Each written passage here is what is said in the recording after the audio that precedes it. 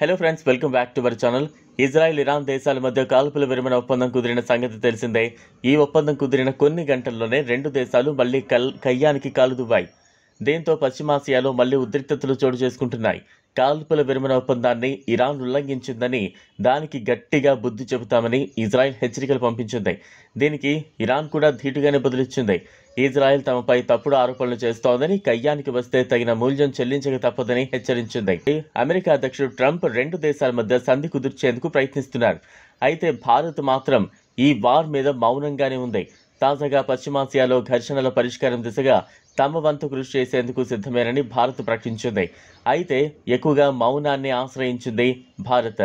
మరి ఎందుకు మౌనంగా ఉందని ఆలోచిస్తే, దౌత్యపరమైన వ్యూహంలో భాగంగానే భారత్ మౌనాన్ని ఆశ్రయించిందని చెప్పొచ్చు. భారత్ రెండు దేశాలతో దౌత్యపరంగా మంచి సంబంధాలనే కలిగి ఉంది. ఇప్పుడు ఏ దేశానికి సపోర్ట్ ఇచ్చినా ఇంకో దేశానికి దౌత్యపరంగా శత్రువయ్యే ప్రమాదం కూడా ఉంది. ఈ నేపథ్యంలోనే మోదీ సర్కార్ మౌనంగా ఉండటమే మేలని భావిస్తోంది.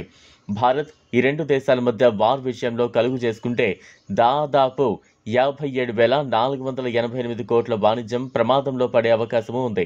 భారత్ రెండు దేశాలతో వాణిజ్య సంబంధాలను కలిగి ఉంది.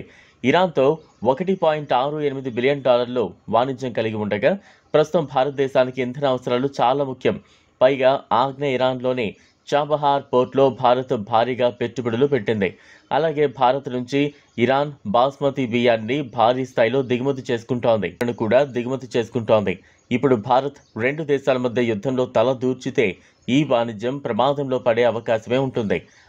అది ఆర్థిక వ్యవస్థకు అత్యంత ప్రమాదకరమని భారత్ భావిస్తోంది. మరో దేశం ఇజ్రాయెల్తో $1.68 బిలియన్ వర్తకాన్ని భారత్ కొనసాగిస్తోంది. దీంతో పాటుగా ఇజ్రాయెల్, భారత్ మధ్య రక్షణ సాంకేతిక రంగంలో సంబంధాలు కొనసాగుతున్నాయి. ఈ సంబంధాలను కాపాడుకోవాల్సిన బాధ్యత ఎంతైనా ఉంది.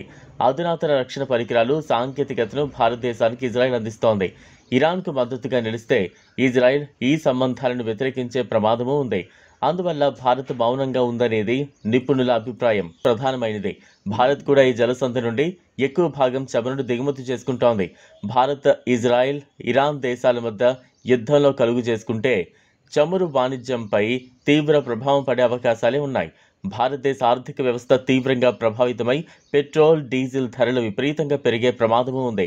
క్లుప్తంగా చెప్పాలంటే, పశ్చిమాసియా ఉద్రిక్తతల్లో భారత్ కలుగు చేసుకుంటే అటు ఎగుమతులు, ఇటు దిగుమతులపై తీవ్ర ప్రభావం పడే అవకాశాలు ఉన్నాయి. కాబట్టి భారత్ రెండు దేశాల్లో ఏ దేశానికి మద్దతు తెలిపే ఛాన్స్ అయితే ఉండదు, అలాగని వ్యతిరేకించదు. పరిస్థితిని చూస్తూ వీలైతే శాంతి పునరుద్ధరణకు కృషి చేసే అవకాశమే ఉంటుంది. భారత్ తన ప్రయోజనాలను కాపాడుకునే దిశగా రెండు దేశాల మధ్య జరుగుతున్న యుద్ధంపై కలుగు చేసుకునే అవకాశం ఉందని నిపుణులు చెబుతున్నారు. ఈ వీడియో మీకు నచ్చినట్లయితే లైక్ చేయండి, షేర్ చేయండి, ఛానల్ను సబ్స్క్రైబ్ చేసుకోండి. Thanks for watching.